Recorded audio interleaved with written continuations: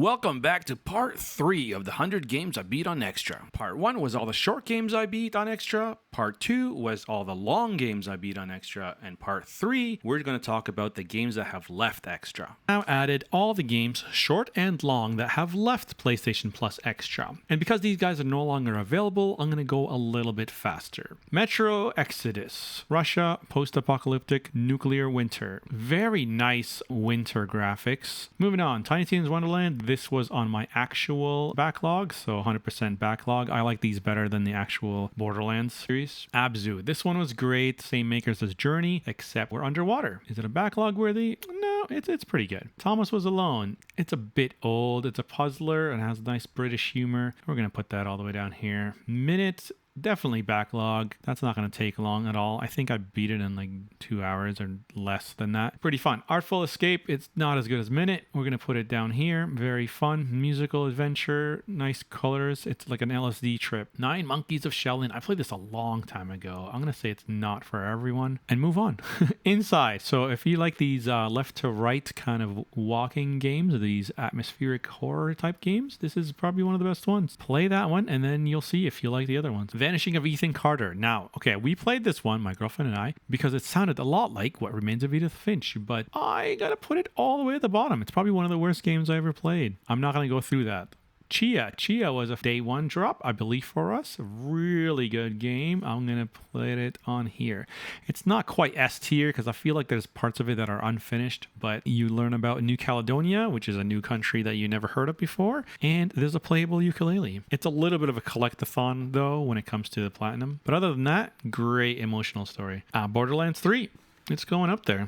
It is as good as Wonderlands. Definitely play with a friend. Playing with a friend brings it up to A tier. Playing alone, I would say Borderlands is here. Adrift, again, space games. There's a lot of them on here. This is one of the lowest Metacritic score games on there, but I don't think it was that bad. Honestly, it was like pretty good. You're floating in space and you feel the weightlessness and the uselessness of being in space and helplessness and all that. And people didn't like this game because they felt it was too slow and there wasn't much to do because you were floating around so much. But that's kind of the whole point. Okay, last day of June.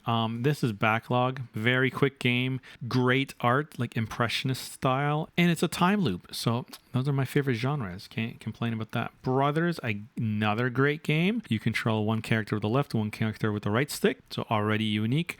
And again, very emotional game. Out of all the games over here, these two games are the most likely to make you cry. Virginia, if you like Twin Peaks, you're going to like this one. I'm going to put it, it's okay. Not for everyone, but it's okay. Yakuza 0. Do we get into the Yakuza series yet? This is where you start. Everyone's like, how do I play these games? Where do I start? This is where you start. It's like a prequel, and we're going to put that at the very top because this game is the only game on here that I will say is adult only.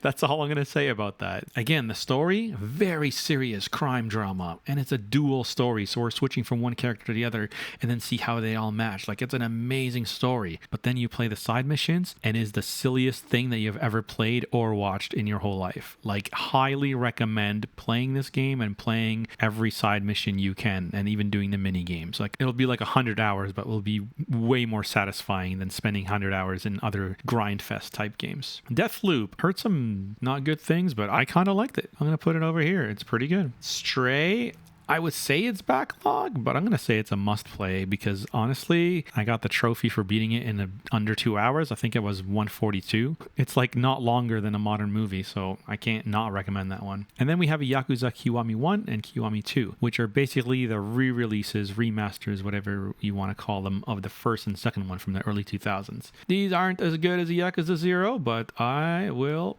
still put them up there. And while we're over here, 1 and 2, I see number 6 is over here too. So we're going to put number 6 over here. All these are great. And number 6, I heard people say not good things about it, but I actually like them just as much as these ones. Now, truth be told, I played these all within the same year, and these are like, could be 100-hour games. But the first one, I plowed through it, just stuck to the main mission, and did very few side missions. Definitely not as many as Yakuza 0. Okay, moving on, going back. Let's talk about Hue. Hue, is it backlog worthy? It's pretty fun. It's like you're a character and you select different colors, and this different colors will open up the background around and help you with traversal. Omno, I'm gonna put it down here. It was fun, but can't see myself ever buying or renting a game like that. Nidhogg 1, Nidhogg 2, we're gonna put over here. I mean, Nidhogg 1, I'm gonna actually put over here, even though it was really bad graphics.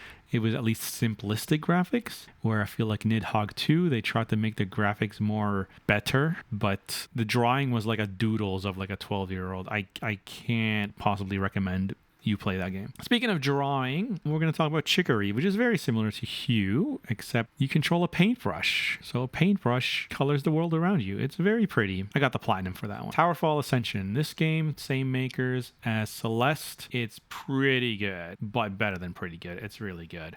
Not for everyone. It's a bit challenging. The makers of Celeste are known to offer you some challenging games. Tacoma. Tacoma was pretty good. It's pretty good. It's okay. The Quarry also, quote, backlog. Like if you're going to play one of these games, everyone says play Until Dawn. I'm going to say The Quarry. These kind of cinematic walking sim games. Medium. Medium was a horror game. It was very interesting. Split screen, the whole thing. You probably heard about it. I'm going to say it was pretty good. Is it a backlog worthy? I really didn't like the controls. Observation. Another space game, but here's where it gets interesting.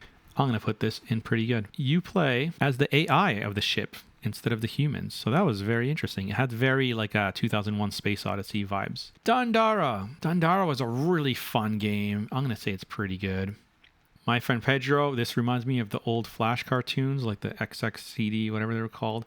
The Zhao Zhao, back in the day of Flash. Anyway, that's what it reminded me of. Telling Lies. I don't know if I could recommend this game. I'm going to say it's not for everyone. The basic premise of the game is you are at a desktop computer and then you open up and you are just searching for files on the computer using keywords. I know that sounds really fun for you.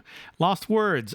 This was like a kid's game, but wasn't expecting it to get emotional. I don't know if I could recommend it. It's very it's like a game you would let your 5-year-old play, but it got deep there. It took a turn that I'm like, maybe they shouldn't be talking about death at that young of age. Shadows of War, very similar to Shadow of Mordor, but I'd say not as good as Shadow of Mordor, even though the graphics are better. There was a few things missing from the original.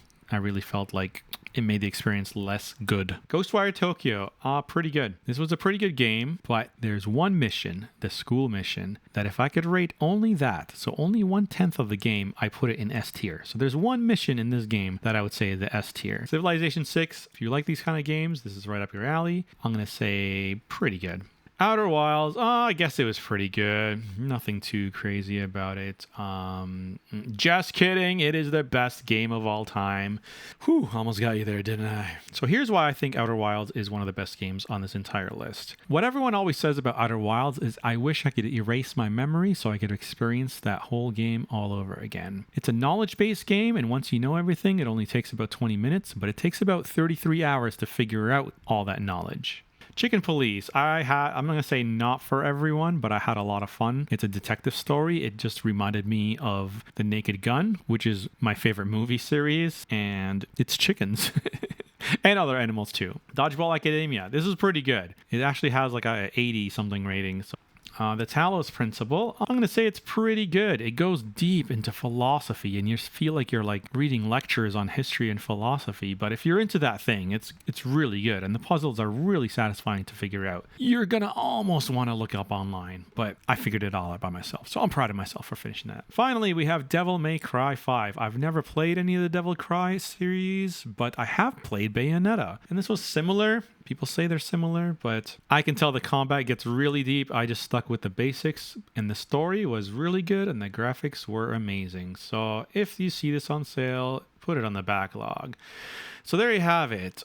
So these games right here, I would say, are like the best of the best. We got Outer Wilds, Returnal, Astro's Playroom, Ratchet & Clank Rift Apart, Uncharted, Death Stranding, Yakuza 0, God of War, Celeste, Guardians of the Galaxy, and Slay the Spire. Those are like probably my favorite 10 games of all time over here. Actually, Spider-Man is pretty up there. Oh no, we forgot about Spider-Man. Miles Morales was really fun. Okay, this one's tied.